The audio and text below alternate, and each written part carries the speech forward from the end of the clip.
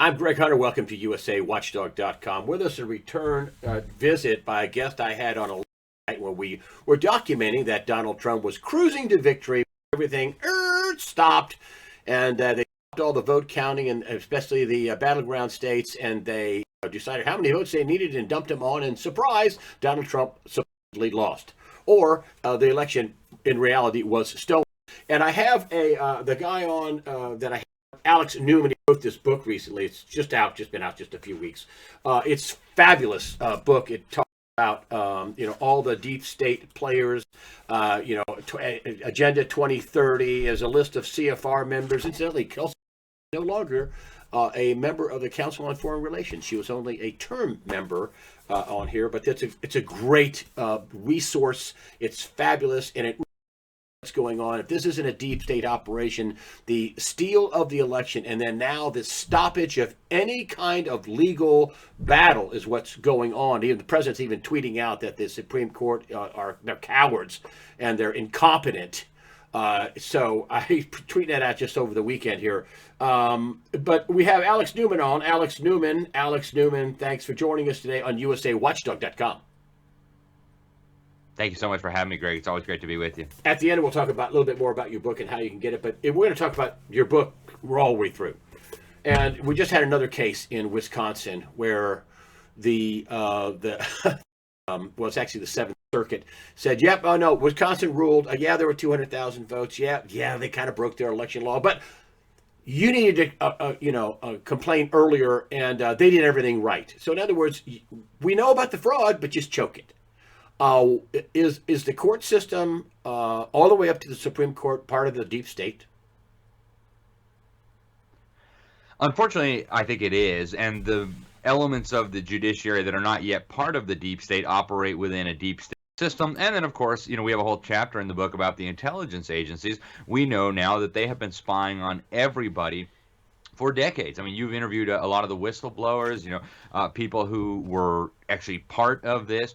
They've been spying on judges, on members of Congress, on the president, on people at the White House for at least decades now. And that is a powerful motivator for people. There's been speculation about whether John Roberts was being blackmailed for years now. Now we find out there was a guy called John Roberts who was listed on flight logs for Epstein's private Lolita Express private jet to his pervert sex trafficking island. So we have a real serious problem when it comes to the courts. But even if somebody manages to get on there who's not part of the deep state or the swamp or the established, the insiders, whatever you want to call it, we still have a very, very significant problem in that they can either be or they're operating within a system that is rotten to the core. I mean, this whole idea that judges should be legislating from the bench. We have a court system now where it does almost the opposite of what it's supposed to do. It doesn't do what it's supposed to do, which is apply the law in cases and issue opinions. It doesn't do things like stop election fraud. It does do things like legalize the murder of unborn children. It does do things like use the coercive power of the government to redefine marriage. So the court system is almost an inversion of what it's really supposed to be. And if you go back and you look at the Federalist Papers, for example, if you look back at what a lot of the founders, especially Thomas Jefferson, this is exactly what they were thinking was going to happen if something wasn't done to rein it in. And we're here now. The courts are worse than useless. You were telling me in the pre-interview, because you did a lot of work on this, that there's even a current Supreme Court judge that was a member of the CFR, the Council on Foreign Relations. And just so you know, Council on Foreign Relations should really be renamed the Council on How to Screw Over America. That's really what it's all about. It's how to take down America is what the CFR is in layman's terms. But didn't we have a Supreme Court judge that was a former member or a a temporary member? Yeah, so they have two categories of membership at the CFR. They have term membership and then they have life membership. Neil Gorsuch was actually a term member, and he's no longer listed there. We don't know why. They didn't make any public comment. We don't know whether he was disinvited and wasn't invited to join as a life member, or whether he decided he didn't want to be a part of it. Either way, I think that's suspicious. We also have, for example, Ruth Bader Ginsburg was also a member of the court. You have a bunch of judges who are or have been members of this anti-American group, and just so people know, we're not just spouting off here, Greg. The Council on Foreign Relations. That they were members. Ruth Bader Ginsburg was a Yes, member. exactly. Okay, go ahead. Spouting off. I'm sorry. Go ahead. Yes, she was. And so people realize what the CFR is about. They've been telling us. David Rockefeller was the head of the CFR for many years. Hillary Clinton, while she was Secretary of State, told us that the CFR tells her what she should be doing and how she should be thinking about the future. Joe Biden, when he was on stage during that famous clip where he bragged that he had gotten the Ukrainian prosecutor fired who was investigating Burisma Holdings, where Hunter Biden was a board member, in that same event, Richard Haas, the president of the Council on Foreign Relations, opened up. He said, "Hi, I'm Richard Haas. I work here at the Council on Foreign Relations." And Joe Biden says, and you can go find the video, I've got this on my YouTube channel, "And I work for Richard," right? As if Richard Haas was his boss. And it's only, half a joke. The CFR is really the inner core of the American establishment. They are openly globalist. If you read their magazine, you see what they advocate. They want to surrender the sovereignty of the United States. We had a very important whistleblower come out of the Council on Foreign Relations, Admiral Chester Ward. I've actually got a book here that he wrote, and I quote from this in my book, but it's called Kissinger on the Couch. It was written by Admiral Chester Ward, one of the top admirals in the U.S. Navy, and also Phyllis Schlafly, wonderful, wonderful lady. And what he said was the purpose of the Council on Foreign Relations is to destroy the sovereignty of the United States and merge us into a one-world government system. And one of the interesting things he said, if you read the book, he says there was no term of revulsion carrying a meaning so deep among members of the CFR as America First. Right? That is why they hate the President of the United States, because he supports the United States. He does not believe in globalism. He does not believe in building up communist China, as the CFR has been doing for decades. And so he's not welcome at their little club. And that brings us to today. And that's what this is all about. Because, there's a famous, now famous pictures, Donald Trump leaning over going, they don't want me. I'm just in the way. They want you, and says something like that. So they want him out of the way. But I think there's going to be more fireworks. I mean, Rudy Giuliani is saying everything's going to happen all at once. There's going to be more fireworks here after Christmas, and who knows? Maybe 5 of the 9 Supreme Court judges might, grow a pair or two, and come on and rule on some of these cases. Maybe they'll force John Roberts. They can all get together and force John Roberts to take a case. They can do that. John Roberts not the grand poobah. I mean, everybody's the Supreme Court is equal. So, but he does have some power, Roberts. Yes, and there are still a few options, Greg. Like, namely, what do you think? What do you think that Rudy Giuliani is talking about when he says it's going to get hinky after Christmas? What do you think he's talking about? What options? Well, part of it is the court cases. Yeah, part of it is the court cases. There are still several important court cases that are working their way through the system. Whether it's possible to get justice through the courts or not remains to be seen. Another option that they are exploring, that they are pursuing, is to have Congress really take seriously their role in counting and certifying the Electoral College votes. Now, we have at least 5, I think 6 or maybe even 7 states where they sent dueling slates of electors. You've got the Biden electors and the Trump electors. So depending on what happens with these court cases, depending on what happens in the House and in the Senate, you could see some fireworks in Congress on January 6th. Very interesting things could happen there. Now, there's a lot of speculation that Pence might step in his role as president of the Senate and make sure that something important happens in Congress. I personally would not put my trust in Pence. He's like a decent guy, but he's got a very interesting history of supporting key globalist initiatives, the Trans-Pacific Partnership and other things like that. So I wouldn't count on Pence. However, we have a huge and growing number of members of the House of Representatives that have said that they are going to challenge the electors from some of these Democrat states where the fraud was obvious. You also now have some Republicans that are talking about defying Mitch McConnell. And since we're on the topic of Congress and Mitch McConnell and the CFR, I think I ought to point out, Mitch's wife is a member of the Council on Foreign Relations, Elaine Chao. She is also, through her family, intimately tied to the Communist Party of China. So I think Mitch McConnell and his wife need to be put under a microscope. But anyways, Congress has the opportunity to do something. I actually asked Senator Ron Johnson, U.S. Senator from Wisconsin, about this. He's been one of the leading guys investigating the voter fraud across the nation. He's even had hearings on it. He's been taking evidence. He did not think some of the ideas like invoking the Insurrection Act were the best way to approach this, but he did say Congress was going to keep examining the evidence. You've already got a few Republican senators who've indicated that they're going to defy the leadership and ask questions. And if these questions go on until, I don't know, January 18th or so, you may be in a situation where Congress will end up having to pick the president, like what happened with Thomas Jefferson. And you and I have talked about that before, Greg. If that were to happen, Donald Trump has a very clear path to victory because each state will get one vote. Most states have Republican delegations, and so there's several different options. And then, there's of course the nuclear option that has been talked about, that's been promoted by people like General Flynn, people like General McInerney, people like multiple high-ranking military people who've been talking about he should invoke the Insurrection Act. And there's a misconception, I think, about that's going to mean troops and tanks in the street and battle helicopters. I don't think it's going to be anything quite that dramatic, but that is an option that has been presented to the president. Well, whether he'll choose to exercise it, I don't know, but I think they would save that as a very, very last resort anyway. I don't think he's leaving. I mean, there's reports out saying, don't make a transition. We're not going to get ready for a transition. He clearly won. I mean, who are we kidding here? But the other thing I want to bring out is that you see these people coming out, and at first you think, maybe he didn't win. But I think it shows they're panicking. When you got Mitch McConnell, who's openly coming out and defying the president, that's not going to go down well. He shot at the king. He better have hit the king, because if he didn't, this stuff with Elaine Chao and Peter Schweizer's book, this came out years ago, that they made a lot of money off Chinese shipping, and nothing happens in China without the Communist Party being involved. And she's got ties, and they have their net worth, according to Peter Schweizer, went from $3 million to as high as $32 million. This is in his book, Peter Schweizer's book.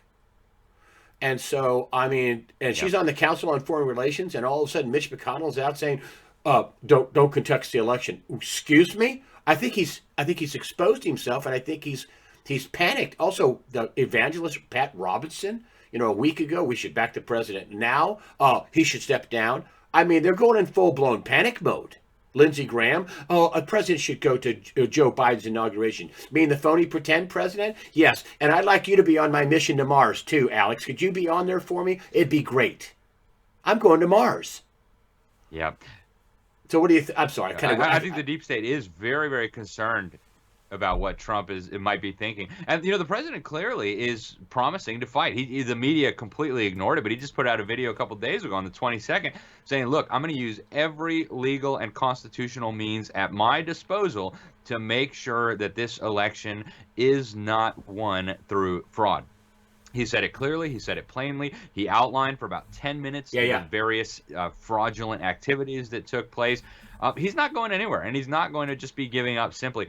And I've been talking to constitutional experts, legal experts, military people about this. And one of the things that has come through pretty loudly and clearly here, and I've talked to some amazing lawyers, people who've been military lawyers, and what they said is when you read the Constitution, Trump has an obligation to act here. Actually, all branches of government do. If you go to Article 4, Section 4, the United States is obligated to guarantee to every state in the Union a Republican form of government. That means we have the rule of law. That means the people elect their representatives. That means that what happened in these states where the vote was just blatantly rigged, where you had bureaucrats and judges and governors changing the rules of the election so that they could commit fraud, all of that needs to be stopped, and the U.S. government has an obligation to step in.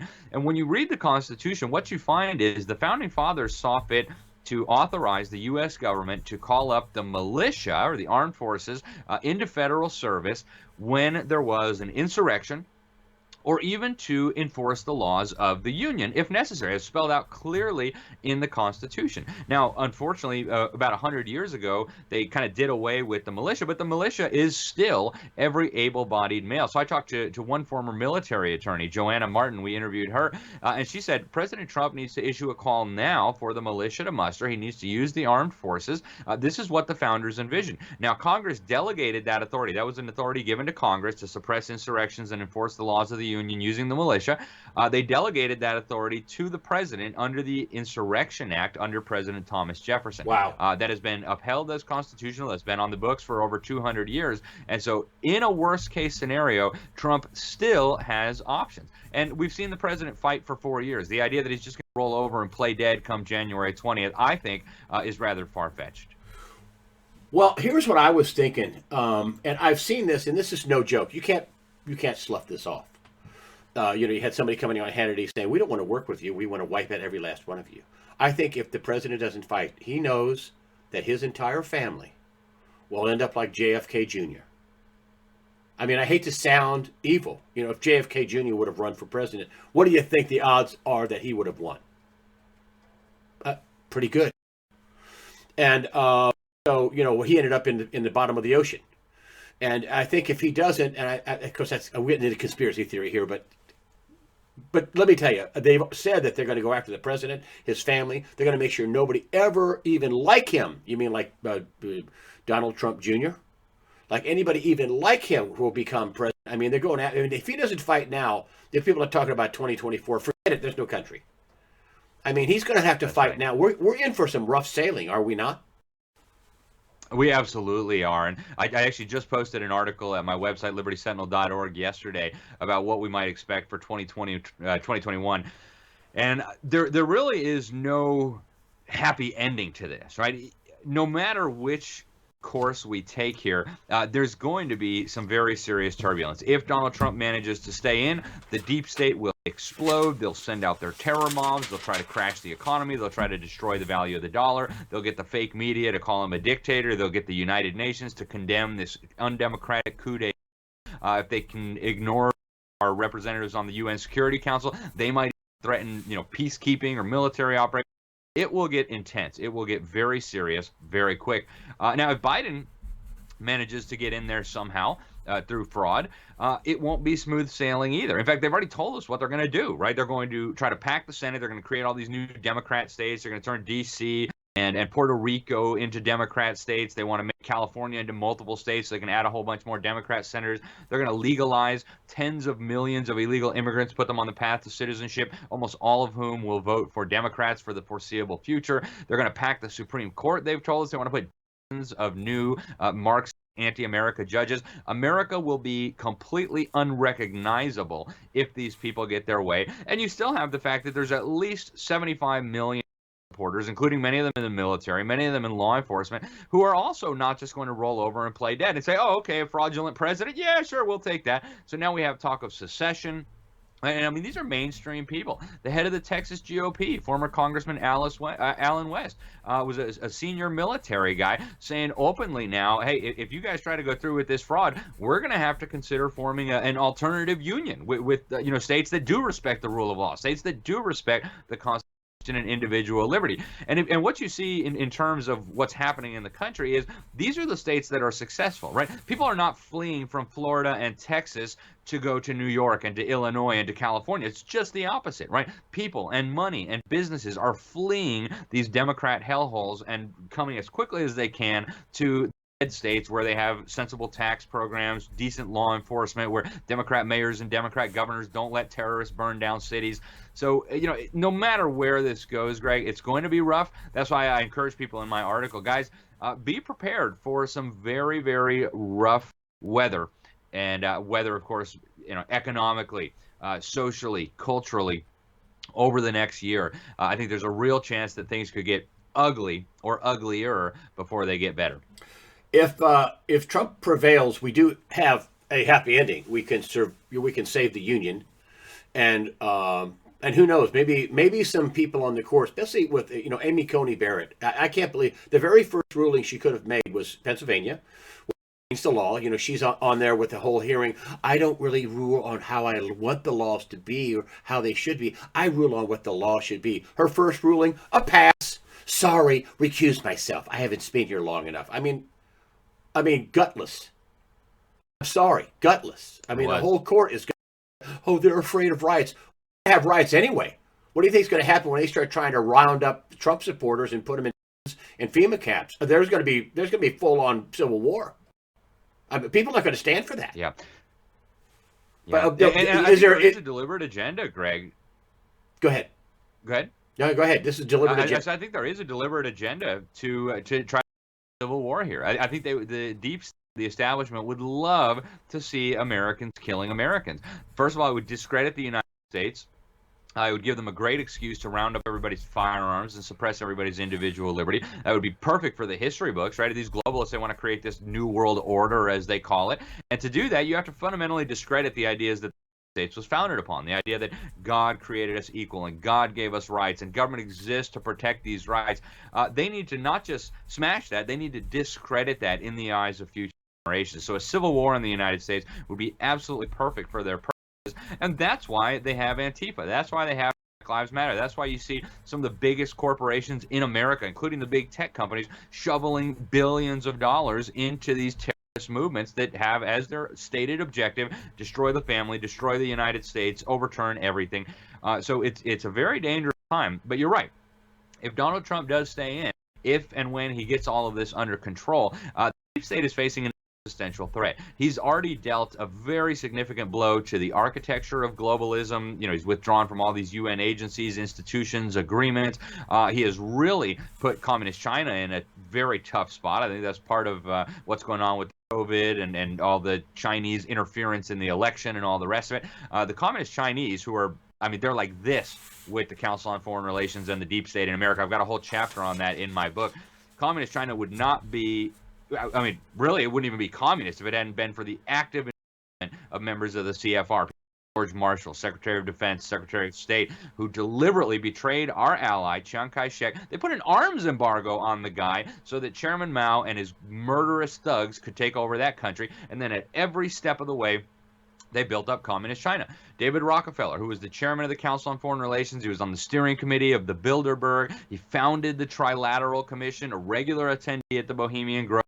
He actually went over to communist China in the early 1970s, came back, wrote a piece in the New York Times. You can still see it there today. It was published in August of 1973, where he said the social experiment in communist China under Chairman Mao was one of the most important and successful in human history. You've got George Soros saying communist China has a better functioning than the United States. He said in a speech, they should own the new world order in the same way that the United States owned the old world order. So communist China and the globalists are like two peas in a pod. And as this information comes out about communist China's involvement in the election fraud, and I suspect that's coming soon, the Director of National Intelligence has that information, is planning to release that information hopefully soon.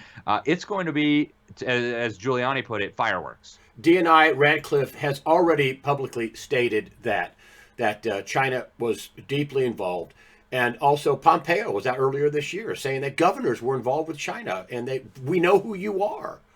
Could that be Ducey in Arizona, and that could be Wolf in up in Pennsylvania, or where's Wolf? Is he in Pennsylvania? I think he's in Pennsylvania, right? Yeah.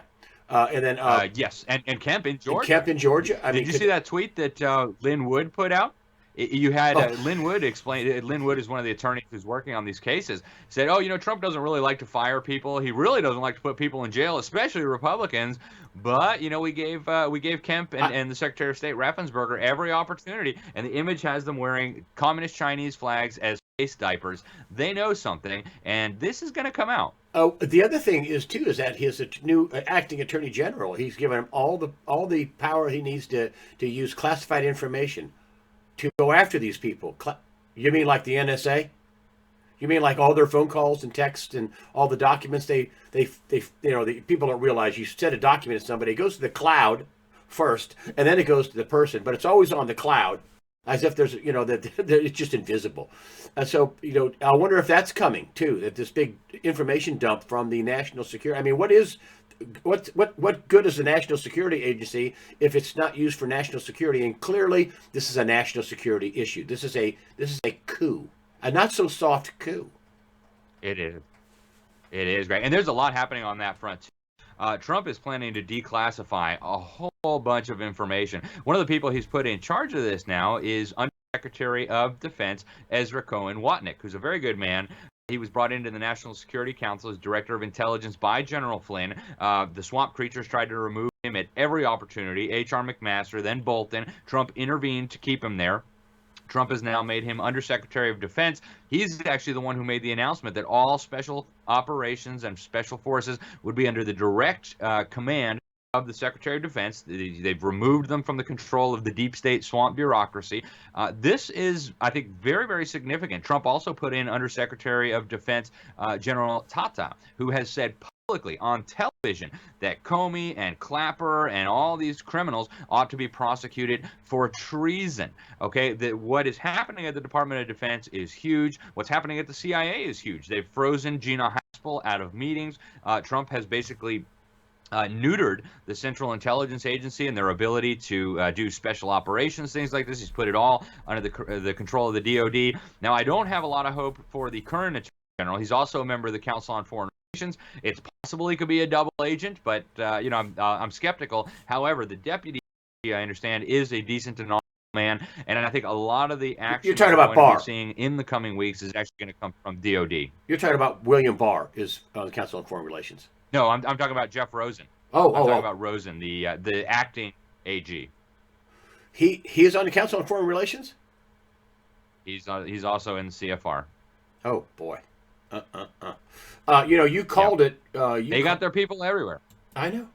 I mean, this is why this is more than just election fraud. This is election fraud, then all the apparatus behind it to stop any kind of overturning of their fraud. Just choke it. I mean, from the mainstream media who just won't it's baseless. I'm pretty tired of hearing that after 7 weeks of hearings and I don't know, it's 80 hours of information and hearings in multiple states. And, there's all kinds of reports out.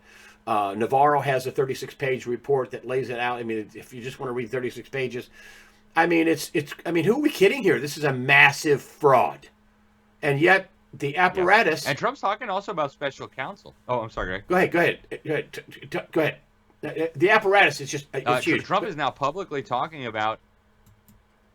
Go ahead. Trump is now publicly talking about appointing a special counsel to prosecute these instances of vote fraud. I think that's a very good idea. I'm sure you've heard now there was this meeting at the White House. Actually, Trump was talking about appointing Sidney Powell to run as the special counsel and prosecute these people. I think that would be a phenomenal idea. You can tell the swamp and the deep state really don't like it. They're sweating bullets because they're demonizing her all over the media now. But I think that would be a good alternative. Bypass the deep state controlled Justice Department, put in place a special counsel, and then with subpoena power, let's start getting these people to turn on each other, offer some of them immunity if they'll report on the ones higher up. So Trump has got stuff in the works, and I think we are going to see in the next few weeks here very significant things. And I agree with you, Greg. I think there are people within the deep state who are not sleeping very well right now. Well, I've always had this premise that he's got to fight, and if he doesn't fight, his family will be bankrupted, jailed, murdered, pushed out of the country. I mean, who knows what's going to happen? Put into an internment camp, flipped. I don't know. So he's got to fight, or his family's gone, and he is a family man. And so I think that that all this is just going to be rough. He's not leaving.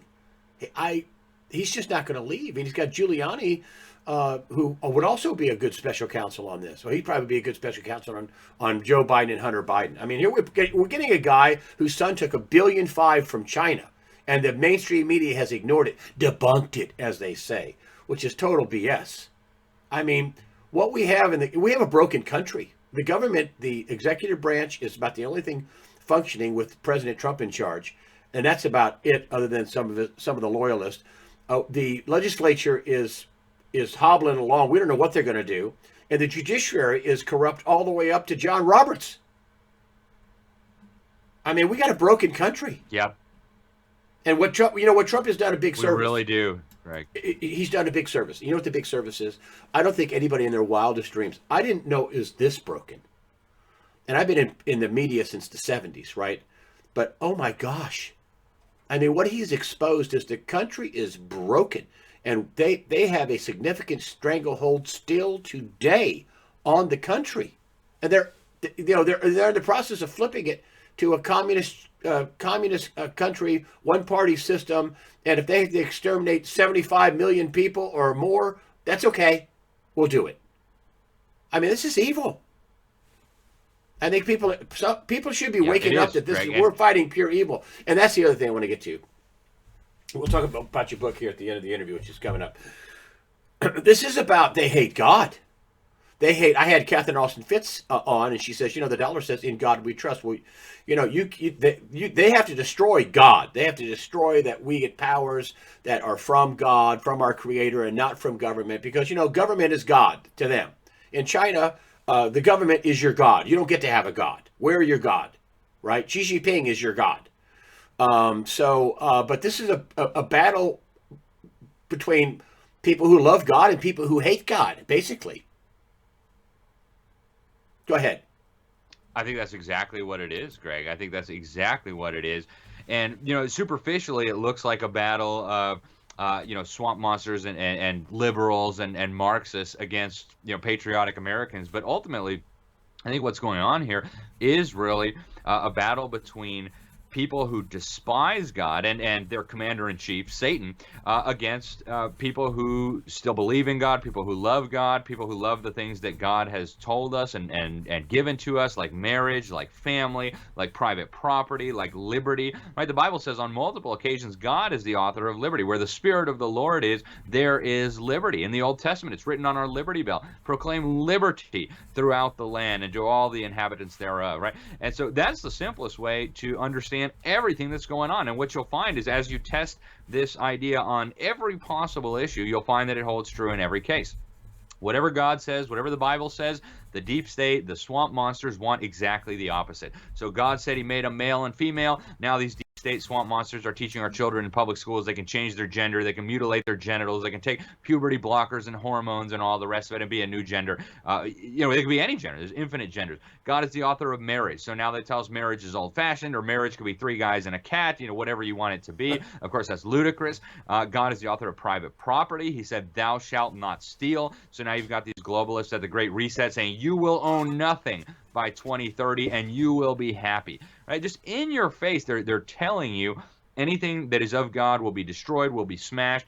They're persecuting the church now viciously. They're trying to smash the middle class. And Biden has said his top legislative priority as he gets into office, which he hopes is coming January 20th, will be to pass the Equality Act. Now, everybody should go read this. This is a full frontal attack and assault on the church. If you won't bow the knee to the idol of the golden idol of the LGBT extremism, they will destroy your church. They will unleash the lawyers to sue you into the ground. And they even say in there, the Religious Freedom Restoration Act, religious freedom is not a defense against action under this statute. So we are facing, I think, very clearly a war against God, a war against the church, and a war against God's people. That is what this is about at its core. Call it good versus evil, if you will. But if you read the Bible, this is exactly what we should expect to see, and it is, in fact, exactly what we see.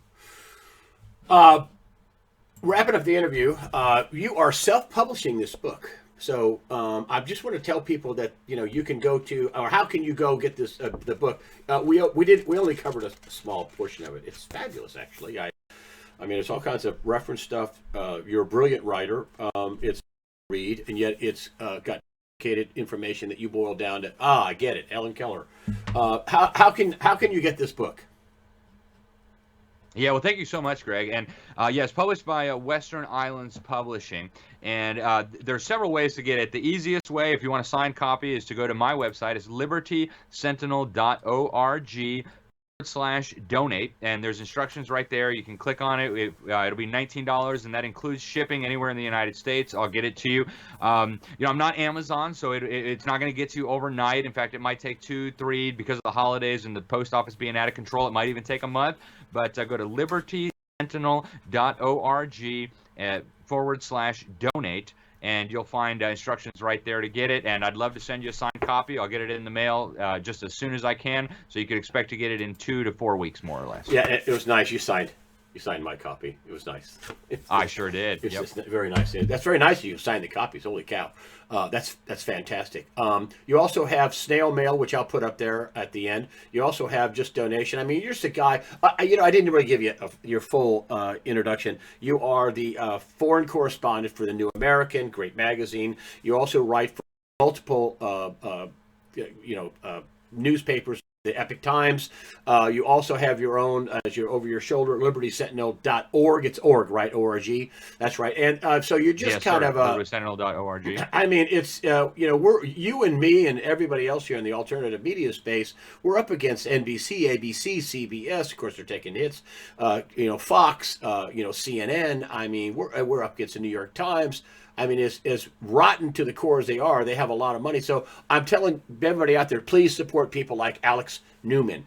He also has a snail mail address, which I'll put up there, and a post office box with that snail mail address. Also, you have PayPal donations and other types of donations. I'll put up that page. And also, you can also buy this under the donation section. It's not a donation, but you can either buy the book or donate or both or whatever. Anyway, I just wanted to make sure you get some help, Alex Newman, because we need your voice out there, and I appreciate it. Alex Newman, the author of Deep State.